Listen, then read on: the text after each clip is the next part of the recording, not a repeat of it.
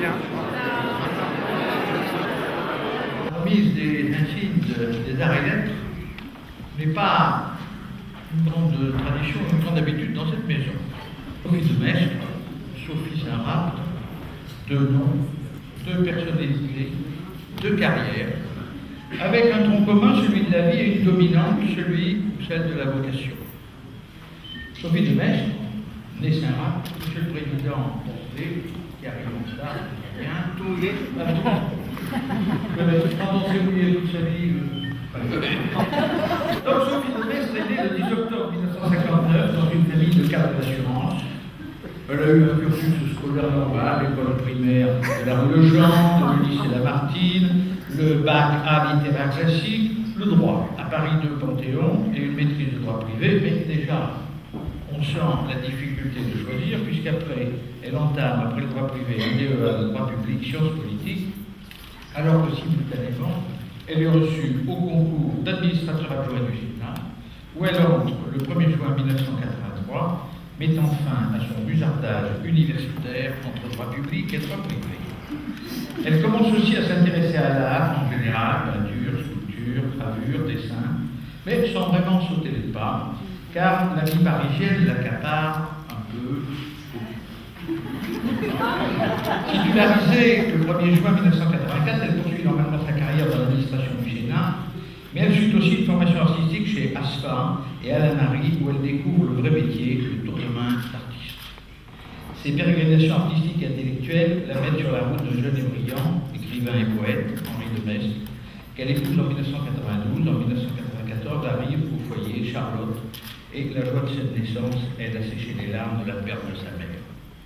C'est à peu près à cette époque que débute la double vie de Sophie. Un bout d'abord quand même de la vie administrative de Sophie.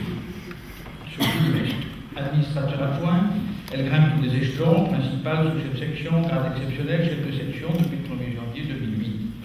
D'abord affectée au service central des commissions pendant presque 9 ans, où elle s'occupe notamment du bulletin des commissions. Elle est ensuite mutée à la commission des finances, jusqu'à ce que le Sénat la rattrape dans ses activités artistiques, lorsqu'il lui confie l'opération annuelle Art Sénat, dédiée à l'art contemporain dans l'orangerie et les jardins du Luxembourg. À la fin du XIXe siècle, le Palais du Luxembourg et ses musées, l'orangerie puis le musée d'aujourd'hui, étaient des lieux de prédilection de l'art vivant, comme le soulignait le président du Sénat dans la préface du catalogue de la première exposition en Sénat, le Jardin des Délices en 2000. Christian Poncelet a donc accompli ici un peu le chemin que les Médicis n'avaient pas fait.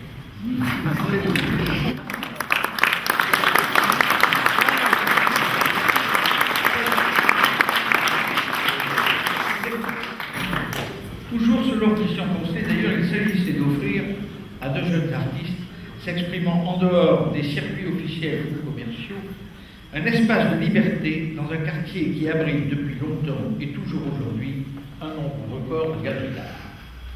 Cette politique d'ouverture du Sénat vers de jeunes artistes contemporains fut un succès formidable.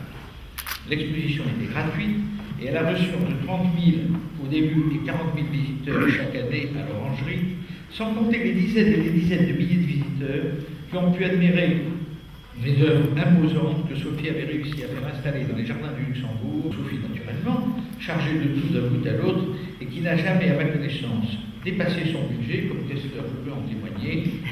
Donc, fin motivée par la défaillance de l'argent public, à un moment où le Sénat a souhaité recentrer ses moyens sur sa mission institutionnelle et absorber les lourdes dépenses du musée du Luxembourg que nous avions, questeur et président Poncelet, remis entièrement à neuf et malheureusement avec un peu d'argent parce qu'il en avait bien besoin.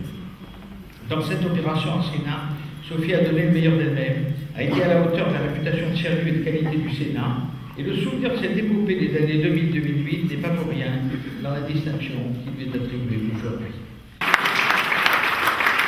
Vous faites donc chevalier des arts et lettres.